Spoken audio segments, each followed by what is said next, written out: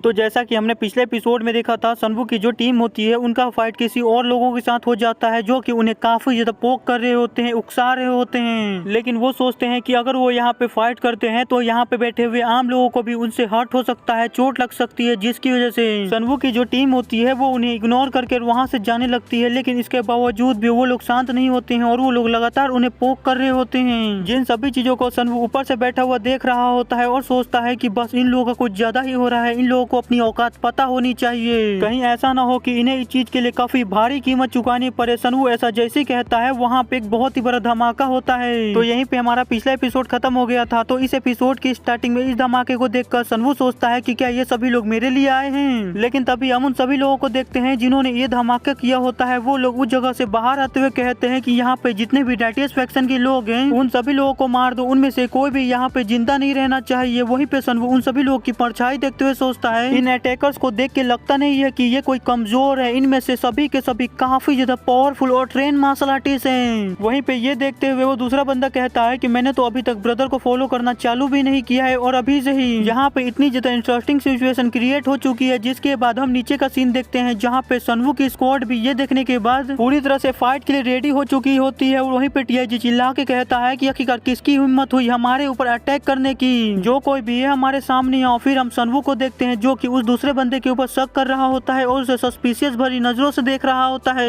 लेकिन फिर वो उसे इतना ज्यादा शान देके सोचता है कि इसके रिएक्शन को देख के लगता नहीं है कि इन सभी चीजों के पीछे ये बंदा है। जिसके बाद सनवू अटैकर्स की तरफ देखने लगता है जहाँ पे उन सभी अटैकर्स की संख्या टोटल 12 होती है। जिसके बाद सनवू उन सभी की पावर को कैलकुलेट करने लगता है, जिनमें से 2 मिड लेवल के ट्रांसेंडेंट लेवल के मार्शल आर्टिस्ट होते हैं और 5 अर्ली लेवल के ट्रांसेंडेंट लेवल के मार्शल आर्टिस्ट होते हैं और बाकी जो बचे हुए हैं वो सुप्रीम लेवल के मार्शल आर्टिस्ट होते हैं। जिसे देखते हुए सनवू सोचता है कि मेरी स्क्वाड के लिए ये फाइट काफी ज्यादा टफ होने वाली है। जिसके बाद सनवू उस बंदे को देखते हुए सोचता है कि जब तक ये बंदा मुझे देख रहा है मेरे पास कोई भी कारण नहीं है उनके फाइट के बीच में जाने का और उन्हें इंटरप्ट करने का, क्योंकि अगर मैं फाइट के बीच में कूदता हूँ और उनकी मदद करता हूँ तो ये ऑब्वियस ही बात है कि ये बंदा उस चीज को जरूर नोटिस करेगा और हमारी रिलेशनशिप के बारे में जरूर जानने की कोशिश करेगा। जिसके बाद हम उस बंदे को देखते हैं जो कि उन सभी लोगों को देखते हुए सोचता है कि आखिरकार ये लोग कौन है, क्या ऐसा हो सकता है कि ये सभी लोग मास वॉन्डरर हैं। जिसके बाद यहीं पे हमारा सीन शिफ्ट होकर हमें फिर से नीचे का सीन दिखाया जाता है जहाँ पे मॉन्क भी उन लोगों को पहचान लिया होता है और कहता है कि सभी लोग अपना अपना ध्यान रखना, ये लोग मास वॉन्डरर है, इन लोगों ने अकेले ही ब्लड वुल्फ को हराया था। जो सुनकर उसके आगे वाला हैरान होते हुए कहता है तो आखिरकार इसके जैसा कोई यहाँ पे क्या कर रहा है। तभी हमें फिर से ऊपर का सीन दिखाया जाता है जहाँ पे वो बंदा सनवू से पूछता है कि ब्रदर क्या ऐसा हो सकता है कि उन सभी लोगों में से कोई आपका डिसिपल भी है। यही कहकर वो हंसने लगता है, जो देखकर सनवू उसको कोई भी जवाब नहीं देता है और अपने मन के अंदर सोचता है कि चलो जबकि इसे पता ही है तो मेरे पास एक कारण हो चुका है इस फाइट को ज्वाइन करने का और उनकी मदद करने का।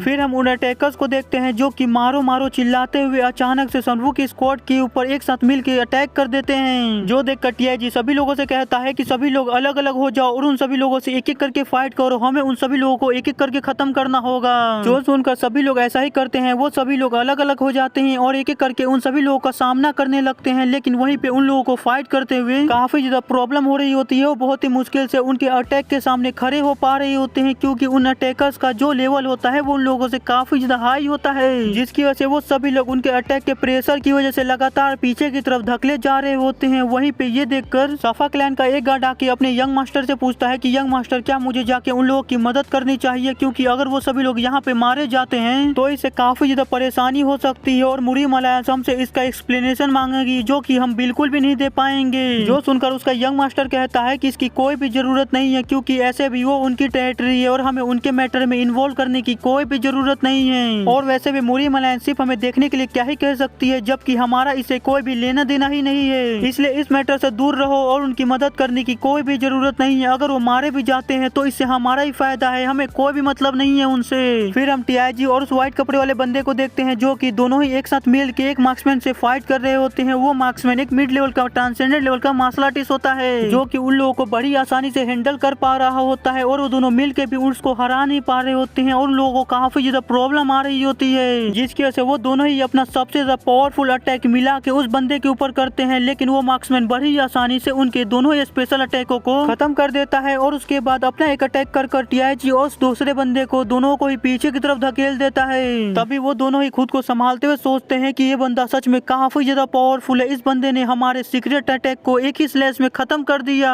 जिसके बाद दूसरी तरफ हम सोसो को भी देख पाते हैं, जिसकी हालत भी काफी ज्यादा खराब होती है। वो पीछे हटते हुए अपने मन के अंदर सोच रही होती है, मैंने अपनी हेवनली डीमन नट का भी इस्तेमाल कर दिया, लेकिन इसके बावजूद भी मैं इस बंदे को हटा नहीं पा रही हूँ, यहाँ तक कि मैं उसे एक स्क्रैच तक नहीं पहुँचा पाई हूँ। तभी हम देखते हैं कि वो मार्क्समैन आके सोसो के पेट में एक लात मारता है, जिसकी वजह से सोसो दूर जाके गिरती है और काफी ज्यादा जख्मी हो जाती है, जिसे देखकर मी भी काफी ज्यादा हैरान हो जाती है और उसकी चिंता करने लगती है। जो देखकर सोसो फिर से खड़ी होने की कोशिश करती है, लेकिन अपनी पूरी ताकत लगा के भी वो खड़ी नहीं हो पा रही होती है। वहीं पे वो जो मार्क्समैन होता है वो उसी की तरफ आगे बढ़ रहा होता है अटैक करने के लिए, जो देखकर सोसो डर के मारे अपनी आंखें बंद कर लेती है। और वो मार्क्समैन जैसे ही सोसो के ऊपर अटैक करता है तो सनवू इस बार एक्शन लेता है। वो काफी ज्यादा तेजी से ऊपर की तरफ से कूदता है और सीधे उस मार्क्समैन के ऊपर अटैक कर देता है, जिसकी वजह से वो मार्क्समैन सीधे जाके एक दीवार से टकराता है। और तभी हम सनवू को देखते हैं, जो कि अभी अपने स्केलेटन मार्क्स वाले रूप में होता है, ताकि उसकी आइडेंटिटी, उसकी पहचान का कोई भी पता न लगा पाए। लेकिन वहीं पे तो सोसो उसकी इतनी ज्यादा पावर को देखकर काफी ज्यादा हैरान होती है। वो काफी ज्यादा चौंकते हुए उससे पूछती है कि आखिरकार तुम कौन हो। लेकिन जैसे ही सोसो उसे ध्यान से देखती है तो उसे पता चलता है ये तो मार्क्स वंडरर है, जिसे जानकर वो और भी ज्यादा हैरान हो जाती है। जिसके बाद हमारा मार्क्समैन सनवू काफी ज्यादा गुस्से में उन सभी अटैकर से कहता है कि यहाँ पे एक ही मार्क्समैन वंडरर है और वो हूँ मैं, तो आखिरकार तुम्हारी हिम्मत कैसे हुई मेरे नाम का इस्तेमाल करते हुए यहाँ पे ये सब चीजें करने की। मैं तो यहाँ से बस बगल से गुजर रहा था तो मैंने सुना कि यहाँ पे कोई मेरे नाम का इस्तेमाल कर ये सब हरकतें कर रहा है, तो आखिरकार मैं यहाँ से चुपचाप कैसे जा सकता था। अगर कोई भी मेरे नाम का गलत इस्तेमाल करेगा तो उसे मरना ही होगा, ताकि सभी लोगों को ये बात पता चल सके कि यहाँ पे एक ही मार्क्समैन है, वो हूँ मैं, और कोई भी मेरे अलावा मेरे नाम का इस्तेमाल नहीं कर सकता है। यही कहते हुए सनवू अपनी पावर को रिलीज कर रहा होता है, जो देखकर काफी सारे अटैकर एक साथ मिलकर सनवू के ऊपर अटैक करते हैं। जिसे देख के सनवू अपनी स्किल का इस्तेमाल करता है, जिसका नाम डिमोनिक कॉरस्पॉन्डेंस होता है। वो जैसे ही अपनी इस स्किल को एक्टिवेट करता है तो उसकी स्वॉर्ड के अंदर से थंडर और ब्लैक कलर की एनर्जी रिलीज होने लगती है, और जैसे ही वो सभी अटैकर सनवू के करीब पहुंचते हैं तो सनवू उन सभी लोगों के ऊपर अटैक कर देता है। सनवू का अटैक उन सभी लोगों को जाकर डायरेक्टली हिट होता है, और जितने भी अटैकर सनवू के ऊपर अटैक कर रहे होते हैं वो अपनी जगह पे ही जल के पूरी तरह से राख हो जाते हैं। उसकी इतनी ज्यादा पावर को देखकर उस व्हाइट कपड़े वाले बंदे की और सफा क्लैन के यंग मास्टर की, दोनों के ही वो पूरी तरह से उड़ जाते हैं। वो व्हाइट कपड़े वाला बंदा अपने मन के अंदर सोचता है कि उस मार्क्समैन वंडरर की स्वॉर्ड क्यों इतनी ज्यादा पावरफुल थी कि उसका अंदाजा लगाना भी काफी ज्यादा मुश्किल है। वहीं पे वो सफा क्लैन वाला यंग मास्टर सोच रहा होता है उस मार्क्समैन वंडरर ने उन सभी ट्रांसेंडेंट लेवल के मार्शल आर्टिस्ट को इतनी बुरी तरह से मारा कि जैसे कि वो सभी ट्रांसेंडेंट लेवल के मार्शल आर्टिस्ट उसके सामने कुछ भी नहीं है। क्या ऐसा हो सकता है कि वो जो मार्क्समैन वंडरर है उसकी पावर ट्रांसेंडेंट लेवल से भी ऊपर की हो। फिर हम सनवू को देखते हैं, जिसके पास सिस्टम की तरफ से एक नोटिफिकेशन आती है, जिस नोटिफिकेशन को देखकर सनवू के पूरी तरह से होश ही उड़ जाते हैं। और यहीं पे आज का हमारा एपिसोड भी खत्म होता है। तो अब हम अगले एपिसोड में देखेंगे कि आखिरकार ये किस तरह की मिस्टीरियस नोटिफिकेशन है, जिसको देखकर सनवू भी इतना ज्यादा हैरान हो गया। अगर ये जाना है तो हमारे चैनल को सब्सक्राइब कर लीजिएगा, और वीडियो पसंद आया होगा तो लाइक कर दीजिएगा, नहीं होगा फिर लाइक कर दीजिएगा, ताकि आपको डेली और भी ज्यादा ऐसे इंटरेस्टिंग वीडियो देखने को मिल सके। तो मिलते हैं अगले एपिसोड में,